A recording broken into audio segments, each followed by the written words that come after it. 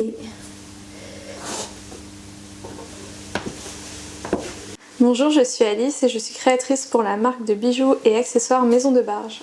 J'ai commencé toute petite à vouloir créer, je faisais des perles, des travaux manuels, particulièrement avec ma grand-mère. On crée toutes sortes de choses ensemble, aussi bien tricot que choses avec des boutons, enfin vraiment plein de choses. Ensuite j'ai commencé plus grande à vouloir faire des études dans les arts appliqués. Donc j'ai fait un bac arts appliqués, ensuite un BTS dans la mode, parce que la mode ça m'avait toujours attirée. Même, je sais pas si tu te souviens, enfin je sais pas si je peux dire ça, mais il y avait des jeux quand on était petit, on pouvait repasser avec les crayons et ça faisait des silhouettes de mode. J'avais ça. J'utilisais ça pour faire mes premiers dessins.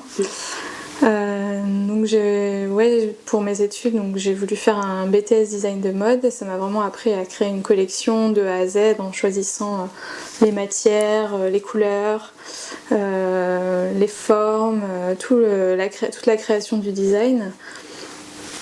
Et donc ensuite, par rapport à mes stages en entreprise, j'ai eu l'occasion de faire un stage dans la bijouterie fantaisie et ça m'a appris vraiment toutes les ficelles du métier pour monter les bijoux et tout le processus de création. Le thème de l'enfance, c'est vrai que c'est assez récurrent chez Maison de Barge parce que pour moi c'est une période heureuse.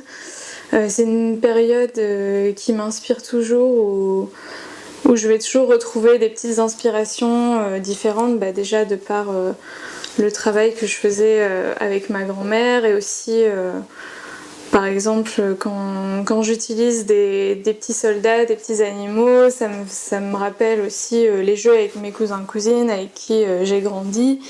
On avait des boîtes énormes chez nos grands-parents avec plein de petits personnages et du coup on jouait beaucoup avec. Et voilà, c'est plein de choses qui me font penser à l'enfance et qui me rendent heureuse en fait.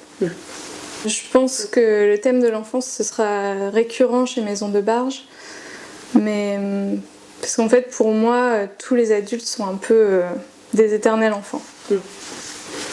J'ai un autre travail à côté, donc je travaille dans le social, je suis animatrice socioculturelle. C'était une petite mission, mais c'était quelque chose que j'avais envie de faire depuis un moment, c'est-à-dire permettre à des personnes de pouvoir découvrir des travaux manuels, même des personnes qui sont pas forcément à la base, qui peuvent avoir des difficultés sociales et financières, qu'ils aient accès à ça. Et donc c'est ce que je fais dans ma mission. Donc on a fait des ateliers de création de bijoux, de collage, découpage et aussi de mosaïque. C'est pas évident quand on est créateur d'avoir plusieurs métiers comme ça, mais en fait il faut être un petit peu organisé. Et ce sont un peu pour moi des choses qui se complètent et après j'hésite pas aussi à avoir du temps pour moi, c'est aussi très important pour les créateurs parce que parfois on se met un peu la pression et c'est vrai qu'il faut aussi penser à soi pour être bien dans sa vie. Pour les bijoux que je travaille, il y a une partie que je récupère directement chez ma grand-mère parce qu'elle a des dizaines, des centaines de boutons répertoriés et je récupère beaucoup de choses grâce à elle. Pareil pour les rubans, ça peut être aussi des décorations que je mets sur les bonnets. Il y a aussi pas mal de choses que je trouve en brocante, surtout aux périodes d'été. Par exemple les petits soldats que j'ai récupérés sur différentes brocantes. Quand j'étais petite, avec ma grand-mère, on faisait ce qu'on appelait des vitrines. Donc c'était des boîtes dans lesquelles on reconstituait une pièce de la maison. Et donc les petits couverts qui sont là, ça vient de ça en fait. Ça vient d'une des vitrines qu'on souhaitait faire. Finalement, je les ai récupérées pour faire les boucles d'oreilles. Ça donne un côté gourmand, élégant et puis en même temps un peu mignon. un peu penser à l'univers de Alice au Pays des Merveilles. Pour tout ce qui est petits soldats, ceux-là je les ai trouvés sur une brocante à Trentemoux, qui est un ancien petit village de pêcheurs à côté de Nantes. Et j'aimais bien le fait que je puisse trouver des personnages qui se ressemblent un peu pour pouvoir faire des parures, à la fois les boucles d'oreilles et les colliers.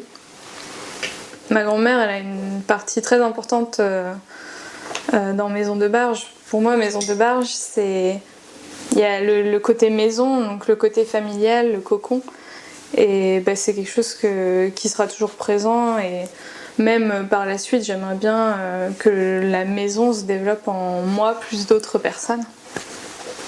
À l'avenir, j'aimerais bien pouvoir vraiment créer une synergie avec d'autres créateurs, avoir des événements sur Nantes autour de la création et montrer aux personnes qui sont intéressées par l'art le processus de création, créer des ateliers créatifs autour de ça, autour des créateurs, pour vraiment les mettre en valeur et montrer aux gens tout le travail qu'il y a derrière.